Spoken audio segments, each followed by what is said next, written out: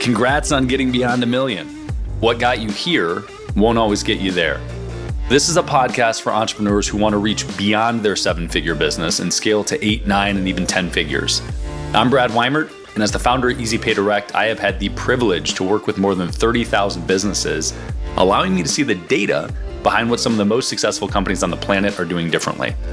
Join me each week as I dig in with experts in sales, marketing, operations, technology, and wealth building.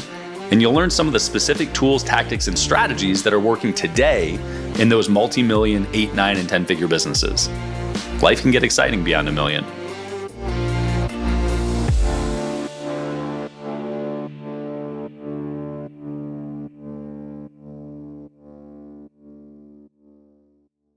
The good thing about real estate is you can always find properties below market value.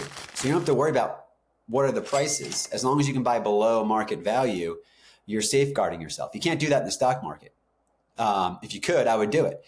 But you go to jail for that type of thing in the stock market. You get rich for that type of thing in real estate. This is a good episode.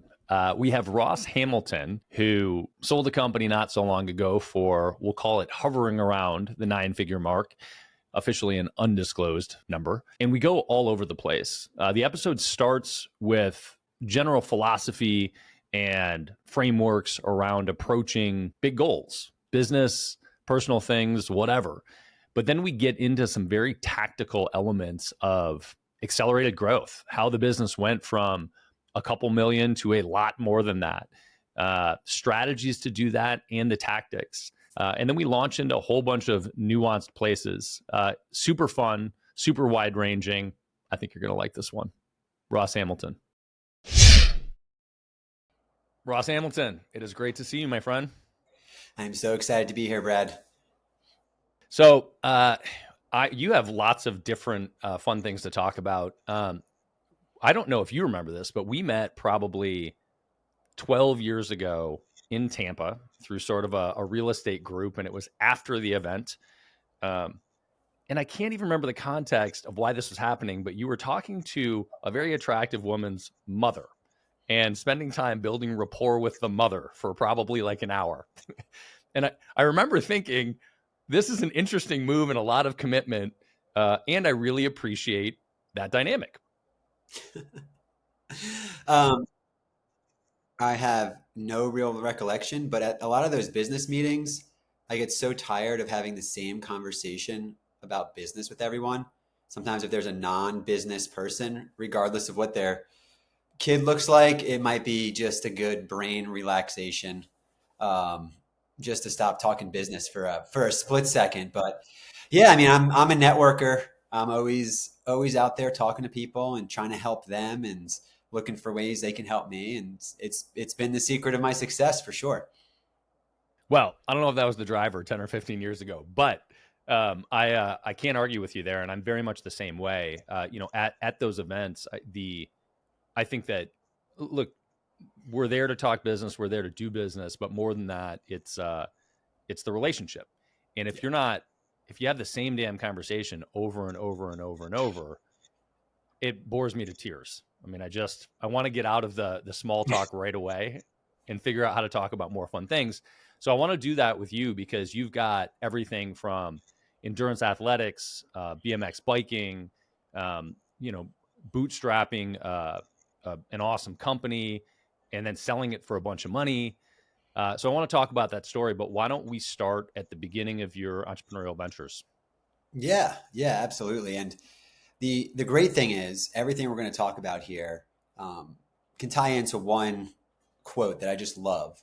How you do anything is how you do everything. So the way I went about riding BMX, the way I went about doing Ironmans, the way I went about my business was all exactly the same. And it translates to success. It's just my personal success formula. Now, after selling, and retiring, myself, my parents, my kids, I believe that an entrepreneur has a real responsibility to help as many people as possible. It's kind of like the full circle. So now in the charity world, helping with affordable housing in a really exciting way. And I made my first $1 million in real estate. So now I want to give back. And I'm going about that the same exact way. So, just high level, and we can dig into any of this stuff. The way that I go about everything I do is I always, I know this is the easy step, right? I always write down my 3-year goal. And this is why. People always think they can accomplish a lot in a year, and you can accomplish a good amount in a year, but you can accomplish so much in 3 years. And 3 years doesn't seem that far out. So I always have my 3-year plan that breaks down into my year plan, that breaks down into my monthly, weekly, daily. And I use that 3-year plan. I have it on one side of a piece of paper every time I'm writing my to-do list to make sure that everything I'm talking about kind of ties into that, whether it's a goal in BMX or wanting to complete an Ironman triathlon. So you have to write down your goals and you have to review them. And when you review them, you have to review them with emotion. Okay. So this is kind of the metaphysical side of it. I'll get tactical in a second, but I have just a religion around the way I start and end each day. The bookmarks of my day, I just defend relentlessly. And I've been a person with 2 or 3 free hours every morning and 2 or 3 free minutes every morning. So just realigning yourself constantly is important. So that's kind of the high level stuff that I know everyone already knows, but it's so easy to think it's not important. And when you think it's not important is when it's the most important. But that's a conversation for another day. But really, what I always do is I align myself with people that are 10 or 15 steps ahead of me. The first thing I do is I figure out, how do I bring value to, when I was riding BMX, I got to ride every day with Dave Mira, who was the Michael Jordan of BMX. So every day I rode with this guy, Brad, and he'd be looking at a jump and say, I'm going to do a backflip and touch my tire to the ceiling. Now I would think it would stop your rotation and you'd fall flat on your head. But by the end of the day, the ceiling was filled with tire marks. And what that did is it brought the impossible into reality for me. So that's why it's so important to figure out a way to align yourself with people that are far, far above you. Now, how did I provide value for Dave Mira? I worked at his skate shop for free. I helped him build his skate park. I just wanted to be around this guy. And it brought with it a lot of other great people that came in. So I got really good at BMX really quickly because of the people that I associated myself with. Now, I like there's it. Well, also, let me back yeah, out of this for a second. So I love the idea of keeping the end goal in mind. I love the idea of the 3-year plan. I also I think it's so worth revisiting that stuff, because a lot of people feel like they put a plan in place and then revisiting it and realigning and tweaking seems like extra work, but like that is the work. That is the point of the whole thing, is you have to keep looking at the map to see where you are. I love all that. And you used the word always, which I sparingly use because it's I feel like there are so frequently exceptions to rules. But the question is, for me, when did you start that? I started it when I read the book Think and Grow Rich. I think it might have been 2005 ish. I have a date written in the book because every time I read it every year, and every year I write down just a little something about it because it's different to me every year. But Napoleon Hill gave some pretty specific, only a handful of things that you like had to do, and one of them was writing down your goals in a certain way and revisiting them and revisiting it with emotion. And you're right, the word always is definitely challenging, but I get kind of obsessed with having like a track record. Like I write down the date every time I review it, and if I have a lot of days in a row when I reviewed it, I really don't want to miss that day. Even if I'm on vacation, I can read it on my phone. It takes no time, a reminder, something just to realign myself, because that helps you look for those things that are going to help you get there. You're not staying busy, you're staying productive. So, yeah, I've been doing this probably since 2005, and I love going back over those goal sheets now. It's like a gift to your future self. Yeah, Um, I do too. That's one of my favorite things, is to look at the historical track record of my progress. And one of the things that I find interesting and frustrating at sometimes and encouraging at others are the things that I sort of lost sight of, but got done anyway. And I Hmm. credit that to the fact that they were on the list in the first place, right? Had Yeah. I not put them on the list and revisited them and looked at them, and at some point seemingly forgot about them, but if I had not put them on in the first place, there's no way I would have gotten them done. Yeah. So you said revisiting with emotion. What does that Yes. mean to you? So when you're reading it, you can't just say, in 4 years, I'll be 40. You have to like read, you have to like feel it, like you're in possession with it, because that's what actually gets you that magnetic effect, that like good luck. It's just read it with emotion and the importance that it really holds in this very short life that you have.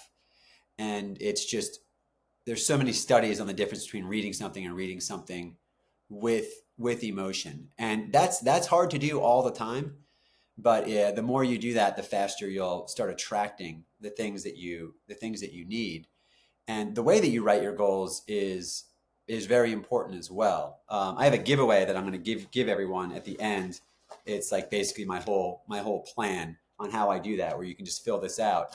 But the way that you write your goals is very important, um, to make sure that you can track them. And you want to build momentum, Brad. Like, don't you want to make sure you're hitting your goals and you're just building momentum on things.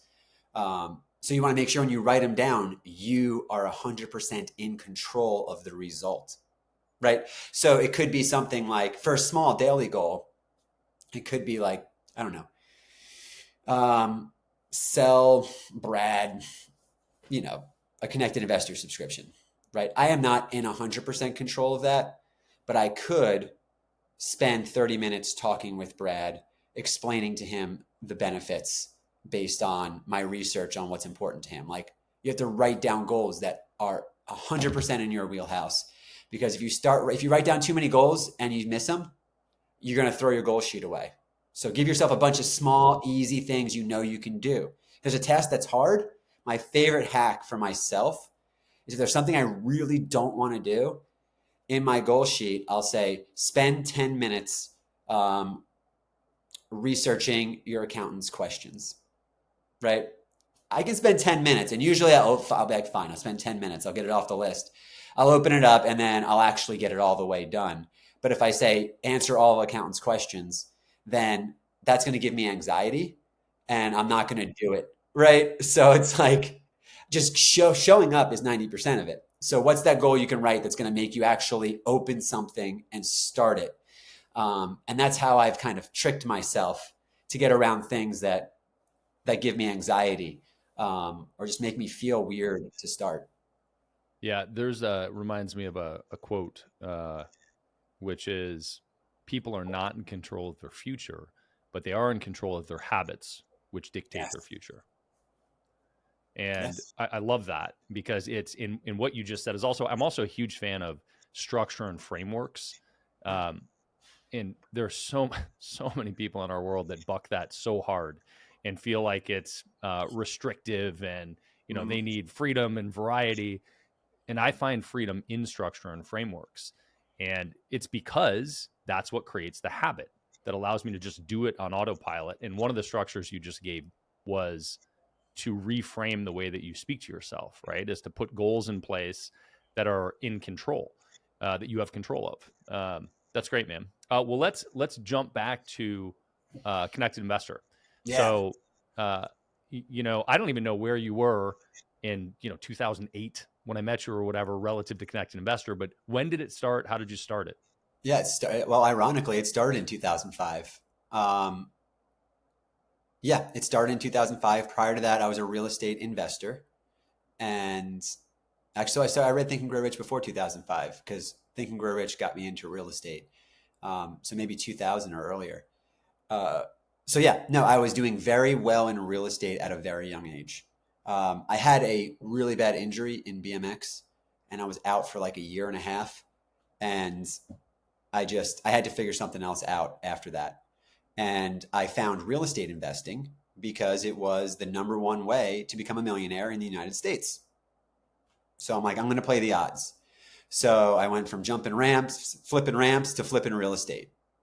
And I did very, very well. My friends were flipping burgers. I was flipping houses. It was exciting. Um, yeah, there's so many different aspects of real estate that you can really narrow in on if you're kind of a network type person, if you're an analytical person. So real estate is one of the core needs in life.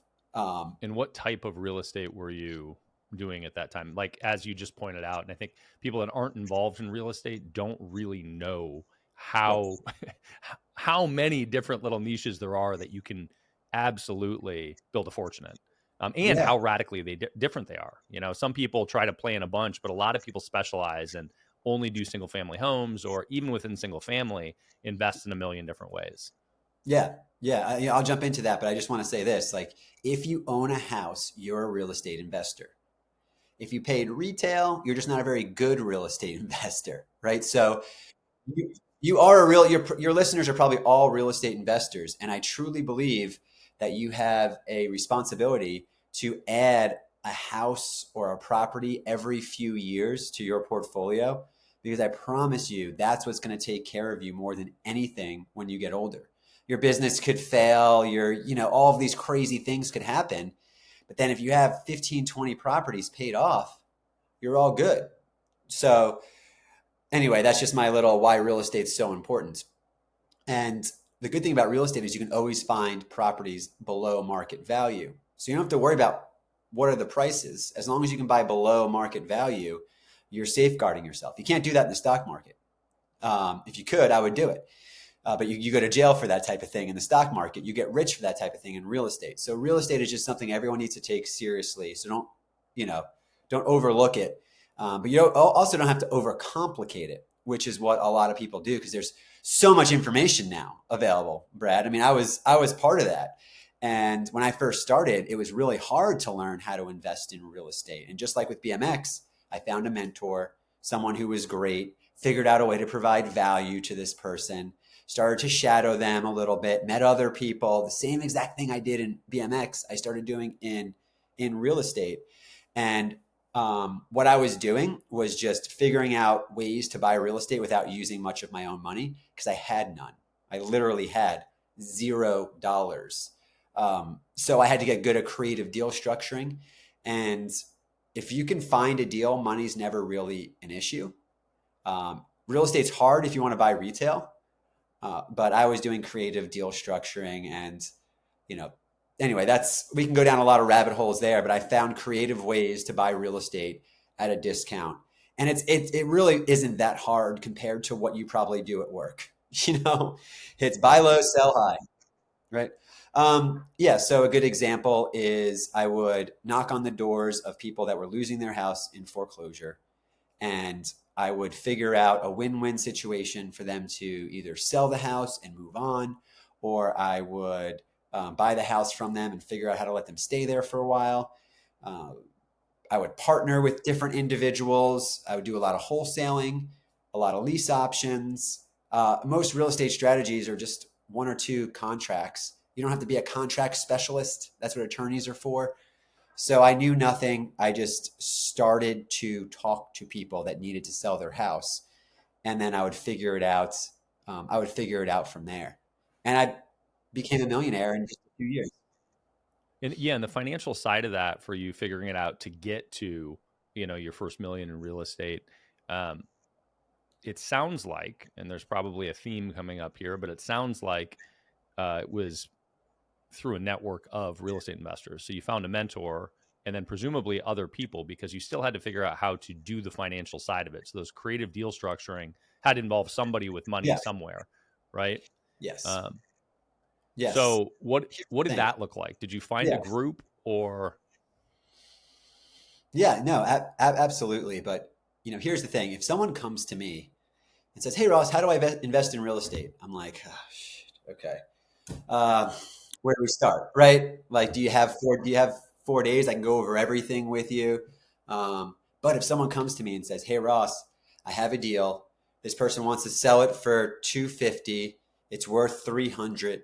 They're willing to sell or finance. What should I do? Then I'm like, okay, good. Let me roll up my sleeves and we can have some fun and I can give you a few different options. So just being in the game, starting to make offers and get creative with people. When you have a real deal, people can help you. You know, they can help you get to the next step, and there's really no loss. Sometimes you can help the people. Sometimes the deal might not go through. Um, but yes, that network of people was important, which is why I developed my local network. I used to go to my local RIAs. I wound up sitting on the board of my local RIA because I was always there, and I was excited to be there. I loved the opportunity that real estate gave me, and that's what made me found Connected Investors, because I realized the more people I was connected with, the more opportunities I had, the more money I could make. So back then in 2005, when I founded Connected Investors, which essentially became like the LinkedIn for real estate investing, uh, it was social media was simple. The platform was simple, and we launched it, and it started to grow, not super fast like Facebook or anything, but as people understood how commerce was done in a social media world, our platform benefited from that, and we grew it. And it wasn't easy. There was a lot of times where I almost lost the company as well. So, those are just common threads you'll hear in everyone's story. And but yeah, we made it through to the other side. So let's talk about that. So in the beginning, in 2005, first of all, any sort of web development was horrifically challenging. You did not have the resources, tools to build things out. In fact, I don't remember when the 4 Hour Work Week came out, but I feel like that was like 2007, uh, which is sort of for a lot of entrepreneurs was the advent of outsourcing things. It was when they figured out like, oh shit, there there are resources out there where I can outsource my life, where I can find developers, where I can find, VAs, et cetera, et cetera. Um, so how did you launch that company first? Because I want to talk about the later stages of it, but how did you put it together? Gotcha. Yeah, and the 4 Hour Work Week. I will say that reading that book is what made me hire my first employee. I believe he said something in there like, after you hire someone, you'll never not have employees again. And I was so nervous. The person I hired, they had a family. I didn't know if this was going to work. But anyway, it wound up working out fantastic. Um, so as far as starting Connected Investors back in 2005, it was very challenging from a development standpoint. There were no frameworks. Um, and I didn't know anything about tech either. I just had an idea, and my cousin knew a guy who can build websites, and that was about enough. And now there are some huge traps that people fall into with web development that somehow I stayed out of. Trap number one is offering equity to like web developers way too early, because man, if I'd given equity to my first web developer, I would have been dead. This guy was, people can't run at the same pace as a really motivated entrepreneur. So giving away equity too early is really, really challenging. You have to be very careful there. Um, but I was able to, and I didn't have to raise money, Brad, because I would flip real estate. I'd flip a house and I'd use the profits to develop out the website. So I'd come up with 20 to 50 grand at a time through house flipping, and I would give it to my web developer who would send me these scopes. And I was like addicted to scopes. Like all of my money was just going into web development, but I was flipping more real estate as a result, and people were starting just to bring me deals. So there was this crazy flywheel effect. So I just put all of my real estate profits into the tech company, and got the first version up. The way I got it out was through again my network, who started to be real estate educators. Right. So I went from a pro BMX rider to a pro real estate investor to some of the early gurus or influencers of the time. I'd start going to those meetings. And I got a crazy story about the one me and you probably met at.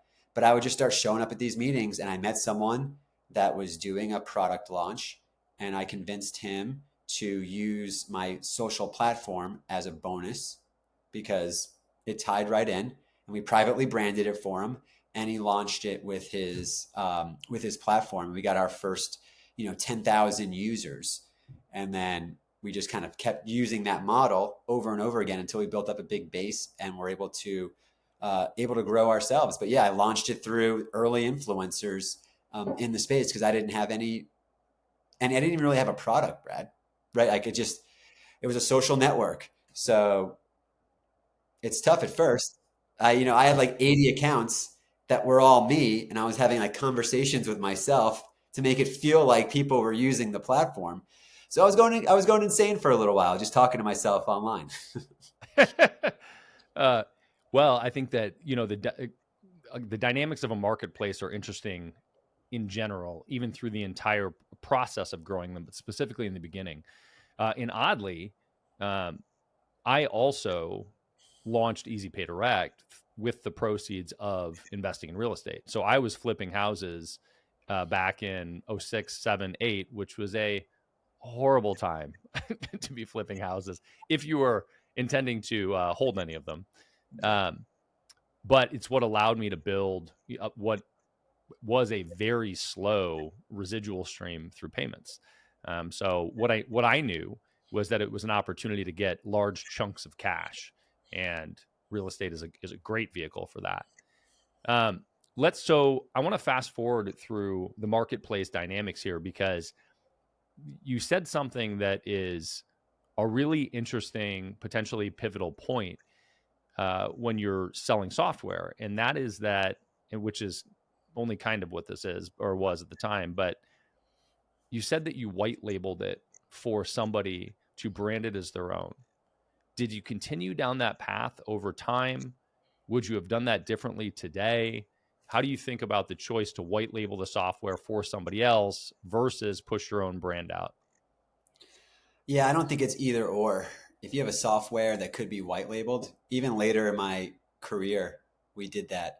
There are issues with white labeling. And the reason we kind of hit a wall with that is because people didn't want to white label it, right? The people that didn't promote it. They would keep it in there. It would be like a bonus for something, but then no one would go there. And it wasn't growing fast enough for me. And then there's all sorts of weird, you know, anyway, it's just challenging to keep it separate but the same. There's development issues, but if you're not good at marketing direct to consumers, then white labeling is a fantastic route to go. I developed a skill to be able to market to direct to people and have them buy from me. So I needed to break free from white labels and just go out on my own because I wanted to have a business that I can grow and scale.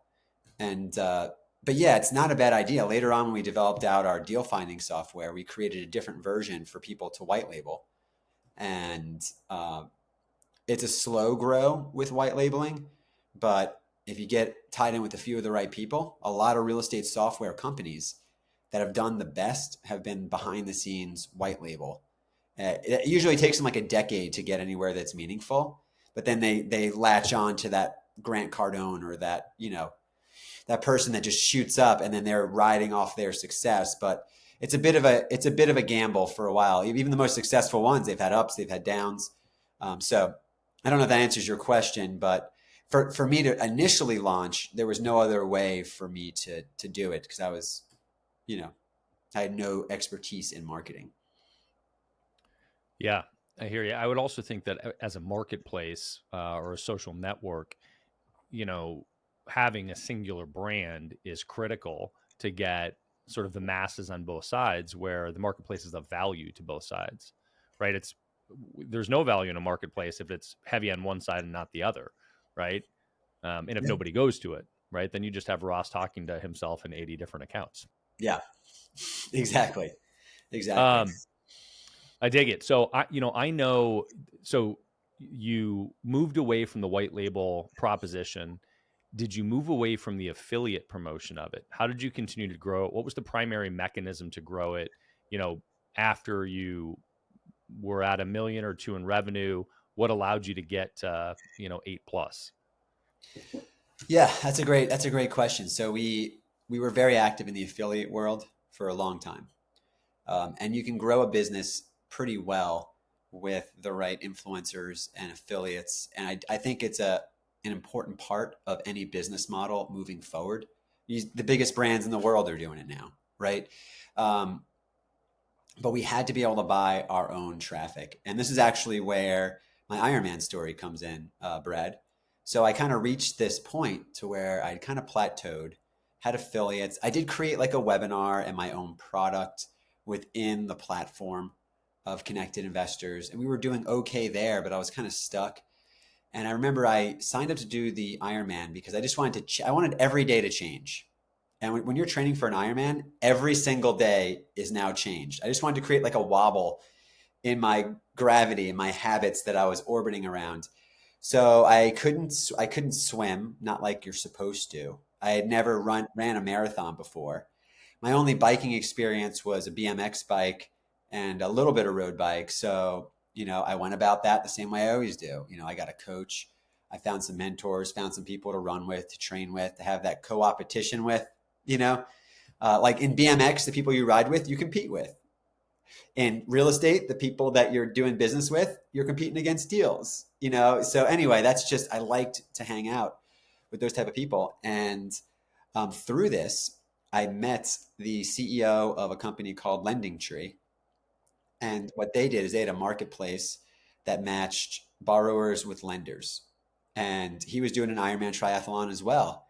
And I explained to him how real estate investors were getting financing. And he's like, man, that sounds like 1992 in the consumer world. And then we just became buddies and he mentored me. And I created another marketplace for private non-bank lenders to connect with people that wanted to buy investment real estate. So for the first time, someone could click a few buttons and be talking with a hard or private money lender or just some rich person in the area that wants to put their money in real estate. And it was very disruptive in the space. We created a whole industry. And the business model there, we just copied Lending Tree exactly. Exactly what they did, we did. We just had private lenders, they had real lenders. Now, Brad, I did this a little premature. So I built it, I showed it to the CEO, and he goes, Ross, you're violating like every single one of my patents. I'm like, ooh.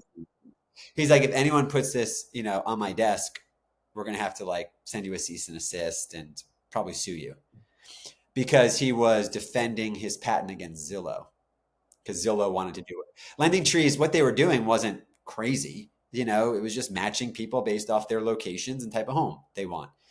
So what happened is Zillow beat Lending Tree. They lost their patents. The day that happened, I launched my platform. And what that did for me is it allowed me to buy traffic at scale because lenders would pay me to connect with real estate investors, whether they closed the loan or not, between $30 to $100 just to talk to someone. So I could get on average $100 a form. It might have cost me $30 to $100 to get the form with the traffic. And I was able to make a lot of money on people that were interested in real estate. And then they would apply for funding and then they would become part of our social network and see our other products. So I was able to self-liquidate all of my ad cost and spend $500,000 plus a month buying traffic and having a lot of people to sell my software to. So that was just, we were, putzing along. And then we did that and we had a hockey stick year because we were able to buy a lot of our own traffic. Beyond a Million is brought to you by Easy Pay Direct. If you're an entrepreneur and you are still using a product like Stripe or PayPal to accept payments, it is time to find out why the largest names in your industry would never consider doing that. Check out easypaydirect.com/BAM to find out more. Amazing. Amazing. That's such a good lesson for everybody. And I think the lesson for me out of that is twofold. One is look for a better lead magnet. And the lead magnet doesn't have to be your core business. It just needs to run in parallel with it, right? So this was a totally different offer. It's a totally different business model. but you used it as a lead magnet to get people in. And lead generation is a very powerful lead magnet because people will buy leads, and you can sell leads whether or not they convert, right? So you had a whole bunch of people, and let's say, for example, you sold the same lead to 4 people and they each paid $25 a piece, and then they compete for that lead. So you get $100 out of it, and you can go acquire the lead for shit. You could overpay for them. You could pay $70 to acquire the lead and you're still crushing. Uh, that's awesome. That was actually the 70-ish dollars was the magic number. That's our that's what we needed. We needed to get $70 per. We needed our revenue per lead to be about that to have the margin we needed. But our back end sales were so strong in the product we already had that even if we lost money, we still made money. So just there is the ability to kind of get spread yourself too thin. But I already had half of the marketplace. I had 1 million people using my platform. They all needed money. So I had to go out and sign up a bunch of lenders.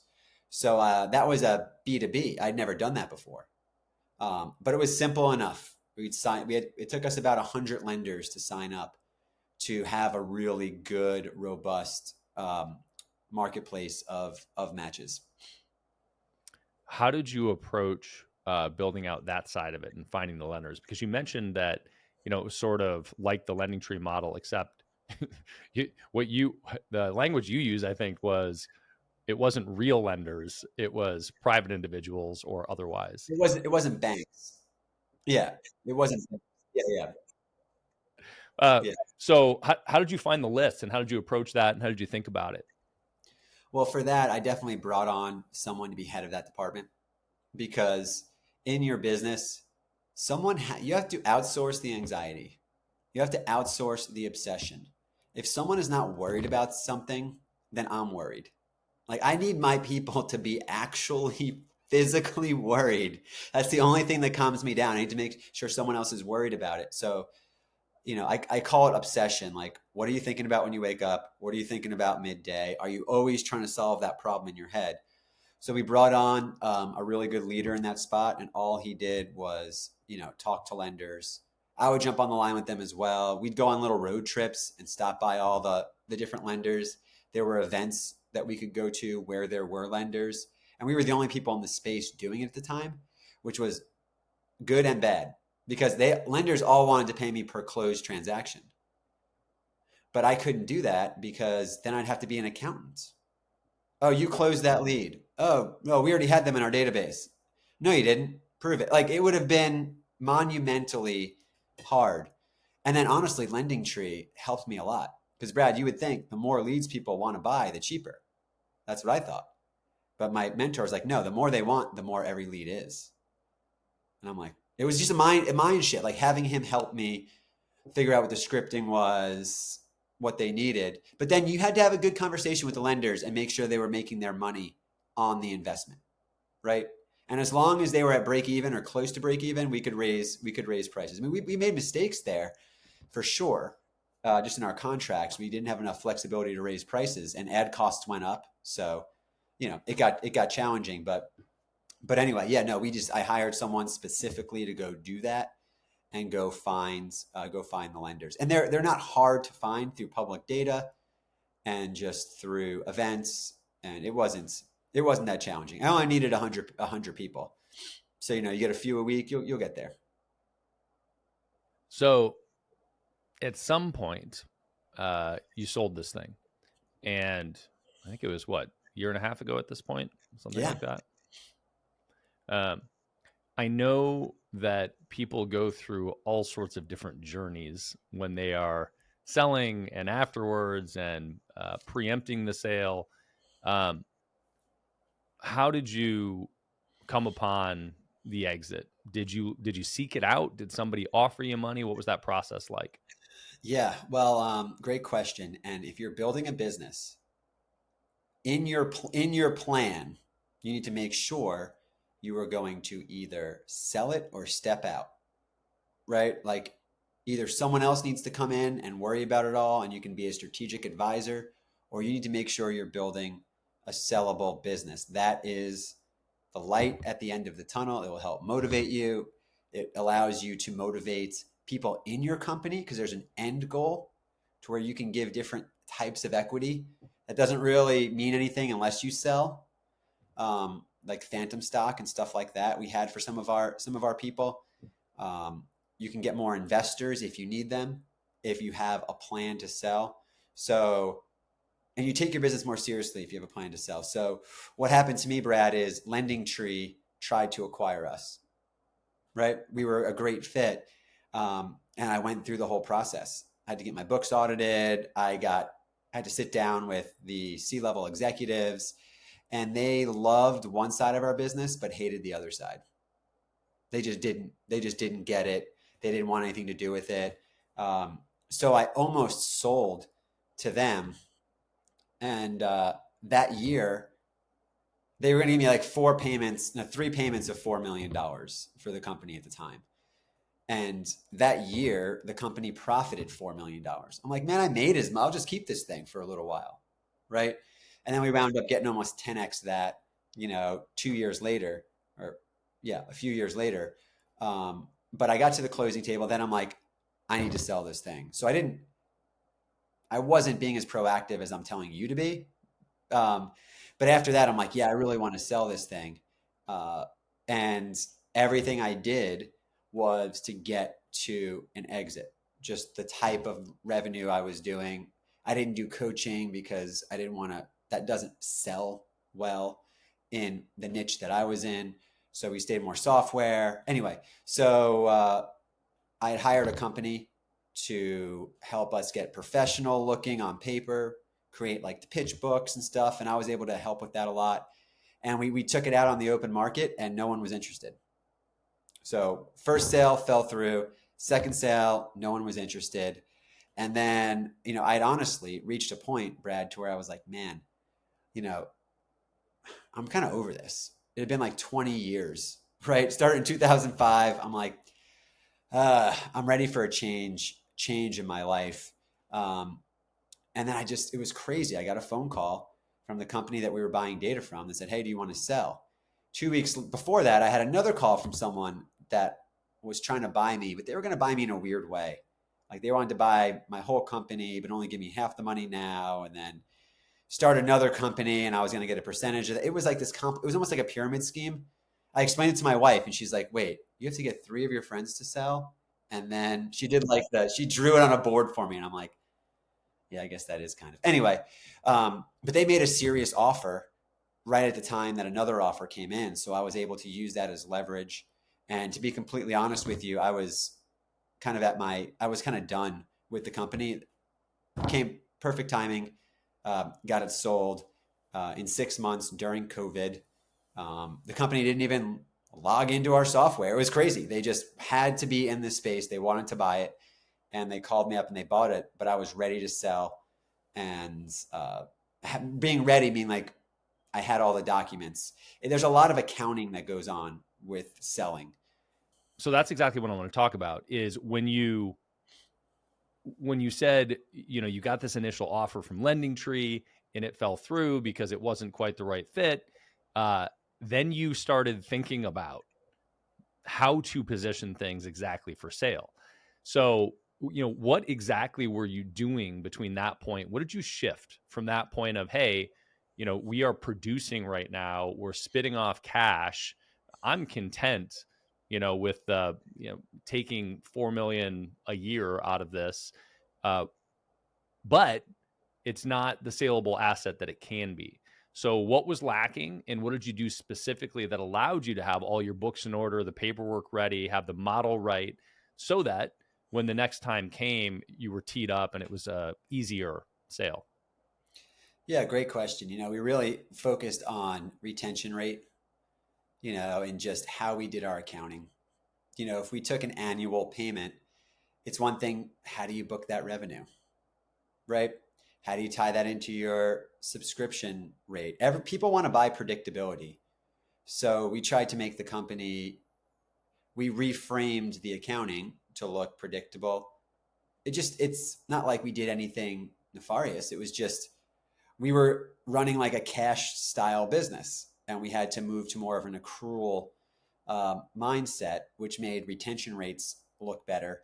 We changed our upfront licensing fee into prepaid subscription revenue and kind of broke that out over 12 months. And, so we just did some accounting, um, you know, gymnastics there to show what we were really doing because we were a direct response marketing company, and we knew we had to be more of a software company to sell. Now I say all that, and we even like got an office. We were virtual, and people want you to look like a real business. We got an office right before COVID. That was a $250,000 mistake, but it was fun to build it. Anyway, so all that actually got thrown out the window, kind of, even if I didn't do that when the company that bought me, because they just had to have me. They didn't care. It was it made the conversations better. We were able to have better conversations, but all they cared about was EBITDA. So they didn't really care how it came, where it came from. Um, so maybe all the stuff I did wasn't necessarily necessary, but that's what you need. That's the way to put your company in the best light to show predictability, and long term stability. Yeah, what I heard was, and what you said was, we were a direct response company and we needed to position ourselves as a software company. And there are very well established metrics and multiples across different industries. So people that are looking to buy software companies know the metrics and know the multiples, and that's the math that they're doing. So when they assess books, they're saying, hey, this is the multiple we're willing to pay based on this because you fit in our little frame of a software company, right? So restructuring things as a subscription and prepaid subscription revenue, they can make sense of, instead of looking at your books and being like, yeah, I don't know what this is. um, why did they want you? They wanted me because their competitor was buying my biggest competitor. That's it. You know, they Yeah, they were in a bidding war in one spot that didn't go their way, so they just called me up and said, "Hey, you want to sell?" It's just crazy to think that my biggest competitor and the biggest pain in my rear end became 99% of the reason that I was able to get such a big sale to a publicly traded company that actually had the cash to sell. Because our industry, Brad, I mean, you know it, like there's no one sitting around with 100 million in cash that they can just shovel out a few times a year, right?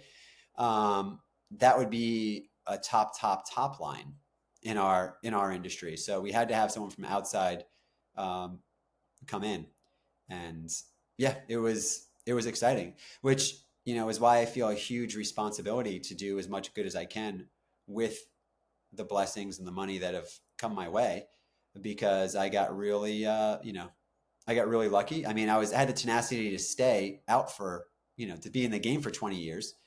But yeah, yeah. So that's why I'm rededicated to, making a difference in a lot of more charitable ways.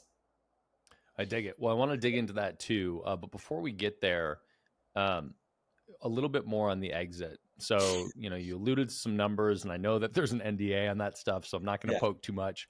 But I also know the terms around it are helpful for other people. What can you share about, percentage paid now, earnouts, time that you had to stay on, the role, et cetera? Yeah, it's all negotiable, right? There's no you know, I mean, there were some areas that I definitely messed up on in the negotiation. Um, but basically, once you sell your company, the money you get up front, you better be okay with that. Because once the books are in someone else's hands, just like I can move things around, they can kind of decide, they can ethically decide how much to pay you afterwards. So the big takeaway is whatever you're going to get up front could be all that you get. I pushed for 70% up front. Um, and I was able to, to get there. And then the if there is any earnouts, you want that cliff to be as low as possible, which was a huge negotiating point for me, to where if you hit 10% of your goal, do you get 10% of the money or do you get 0%? Some people say if you don't hit 50%, then you get zero. So I was able to negotiate that down, and then you can actually renegotiate after you've negotiated. So there's no end to the things that you can ask for. Uh, all they can do is say no. So again, it's like one of those things with real, like, how do you invest in real estate? How do you sell your company? Like, I can have some really fun, intelligent conversations with people um, that are in the process of it, but try to get as much money as you can up front, obviously. And once you let go of the control, I mean, there's culture clashes, right? There is ways they say everything's going to stay the same, but they have different laws of gravity than you have. So they don't think they're doing anything different, but we can only pay salespeople once every 2 months. Hold on a second. That doesn't work for my salespeople that like being paid every week. Now they're selling way less because they're sandbagging to wait until the next pay. So there's so many small, intricate things. And even with the best intent, um, you're going to fall into their model. You're not going to have the leverage you need. It was the first time I'd ever been employed, Brad. Like, I'd never had a boss. So it was so interesting. I have so much more empathy and understanding for people that are working corporate jobs. Like, people work there just to not get fired. Like, they're not working there to like do anything big. And even the people in my company, after they started working for that company, it's like, all right, showing up. You guys can't fire me anyway. Take you a year to fire me. It really did. It would take like a year to fire someone at the company, where we used to, hire three, keep one when it came to salespeople. No, no, no. Anyway, so just a lot of different things to kind of work through, but I love the perspective that I gained. I have a lot of respect for the people that were above me, and it's just a different world. It's a really interesting one. I'm glad I got to experience it when it didn't matter. you know. I love that frame. Oh my Uh, gosh. what would you have done differently in the negotiation of terms on sale? Um, they, I don't, now that everything has flushed out, it all fell very far in my favor. Um, I think I could have had a better attorney, to be honest, explain things a little bit better. There were just a few little things I didn't understand as far as how, like, just, I didn't know all the earnings were after tax dollars. Right. So if I had to have $3 million in EBITDA, that was 3 million after tax dollars. That didn't stop me from getting any my payouts, but cut my check short $1 million, right? Um, which, whatever, it's my kids' money, but it's still like, damn, I didn't realize that. That was the biggest thing that really annoyed me whenever the first payout came, and it was 20% less than I thought. Mm, yeah, I think that's an incredibly helpful takeaway for anybody that's going into that phase of business or life right It was just so much money, like it was so much money that you're kind of in this euphoria. You're starting to spend the money in your head, and you don't give a crap if it's $10 million less. It's just like so much cash. Um, I feel so lucky the way that everything worked out. That's awesome. Well, I want to talk about the charity, but a couple timely things I want to hit on too, because you've been so involved in this, both in real estate and software development and the intersection. It's August 29th, 2023. And we're sort of in the first wave of significant AI and its impact on society, right, at large. We're seeing the first tools that have really wide-reaching ramifications. How do you see the impact on AI in real estate software right now? And like, let's say in the next year or two, what do you see as the immediate use cases, and how is it being used currently with that platform? Yeah, no, I mean, I would not start a business today that didn't have, AI tied into it, or it was a big part of the plan. And I've been able to lift up the hood of some big companies that are building out, the real estate AI of the future. So with AI, it needs good data. And AI is doing really good now because it has years and years of social data and the internet to go back on. But a lot of real estate data um, is kind of held back for a lot of different reasons. But some of those big data companies are building out AI, um, and the bigger companies, they're slow. It's going to be interesting, but I'm not allowed to say too much. But there's a lot of huge impacts on being able to do everything in real estate from an AI perspective. Evaluating deals, figuring out which deals to go after, um, moving the process along. Contract reviews are just awesome with AI. Right now, you can just drop a contract in and ask it a question, and it gives you better answers than. I wish I had AI when I sold the company. It probably would have found the things I need to pull out. So I like to use AI for contracts. I use it and then I go to the attorneys. Uh, I haven't seen anything super significant that's really changing things yet, but I'm seeing what's coming. A lot of the big hedge funds will use AI just to make offers on properties. That's been happening for a long time. To evaluate repair costs on a property, I have a great video that I'll include with my gift package that shows drones buying houses. It was kind of like my big prediction back in the day. But I mean, at the end of the day, real estate every property will be its own stock, and you'll be able to sell and buy pieces of the equity and the debt in any property. It'll be open to everyone. That's what I'm seeing, a lot of investment on that side of it, buying a percentage of a house to live in.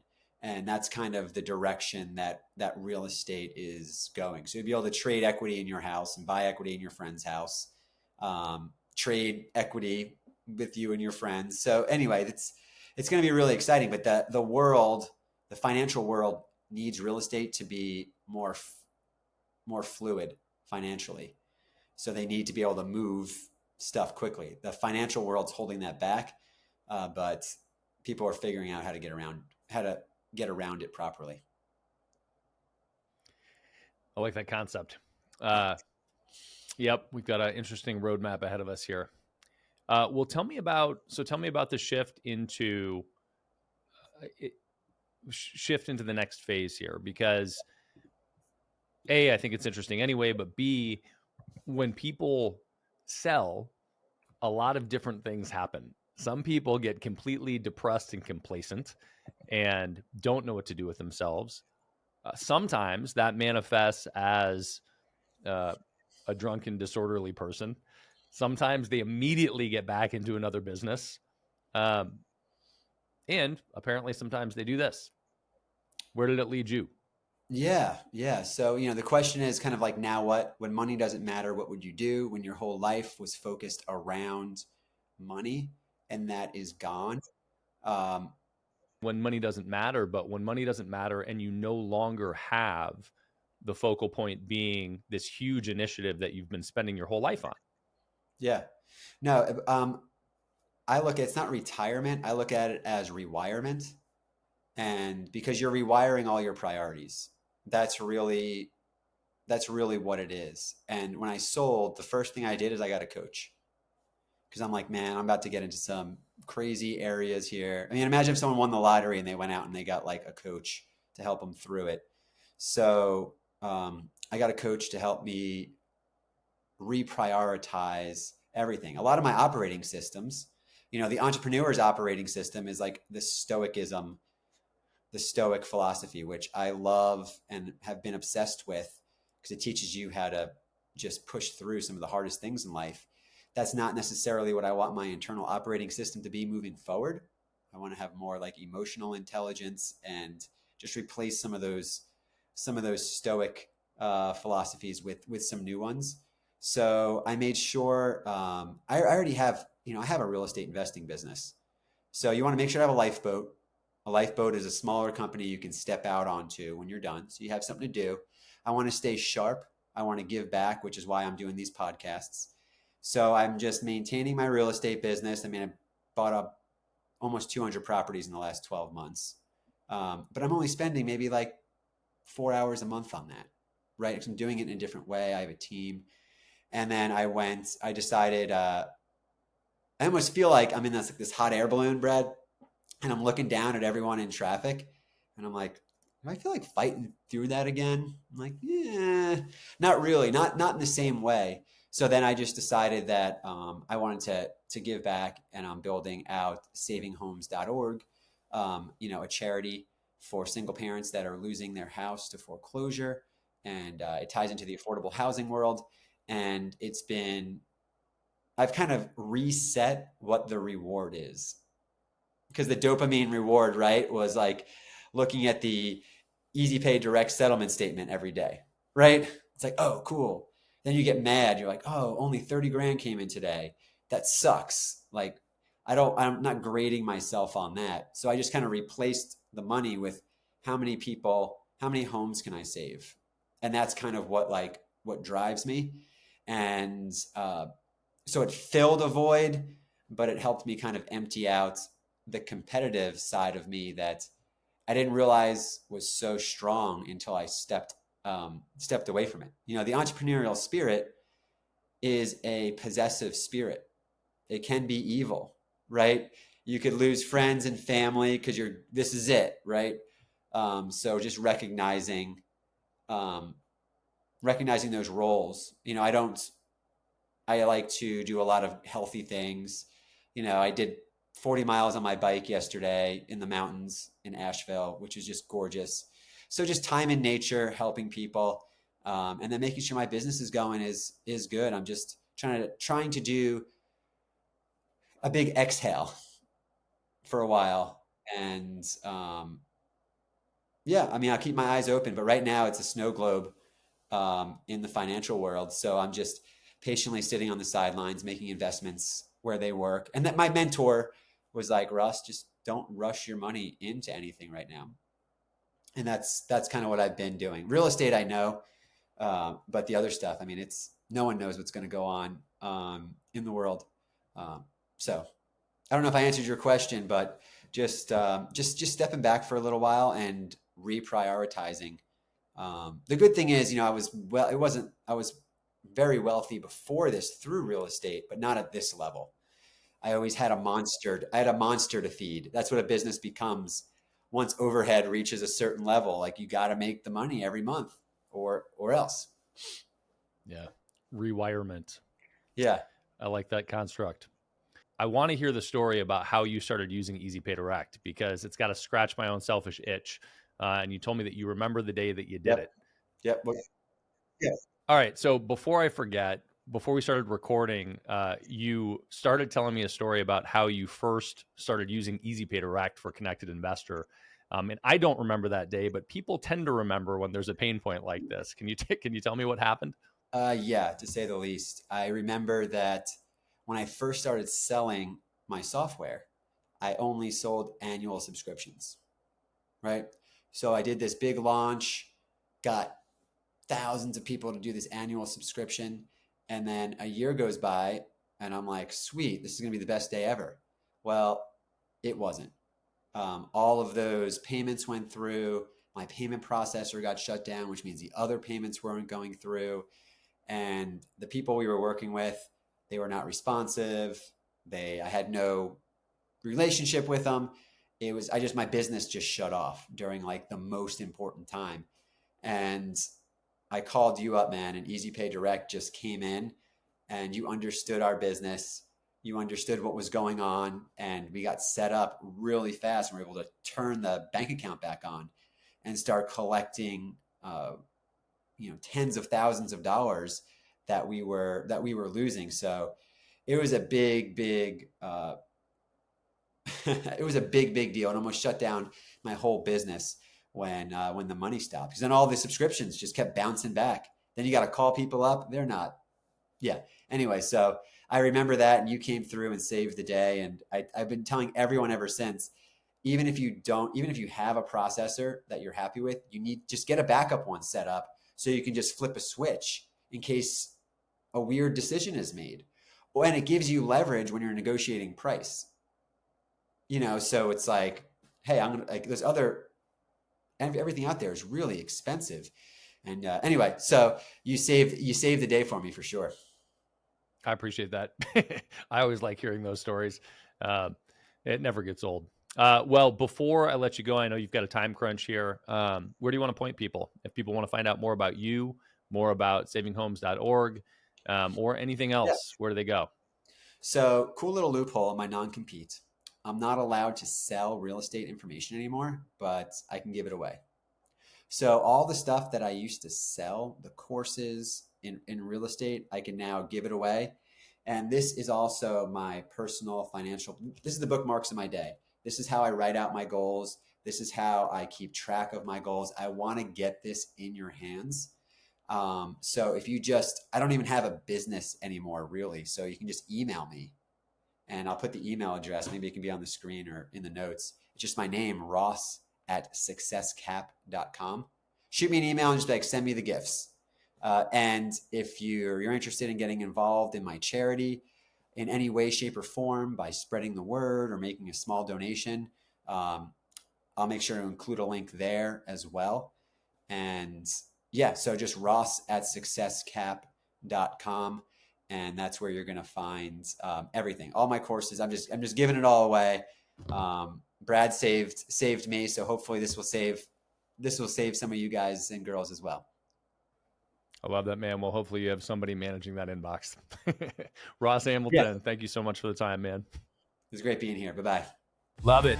I hope you enjoyed the episode as much as I enjoyed doing it. I need your help. There are 3 places you can find Beyond a Million: the podcast itself, beyondamillion.com, which has some cool free resources, including a free course. And we finally launched the Beyond a Million YouTube channel. I would love it if you would go there and subscribe. And if you don't want to, you still would probably enjoy seeing the visual content. Check it out, youtube.com/@Beyond a Million.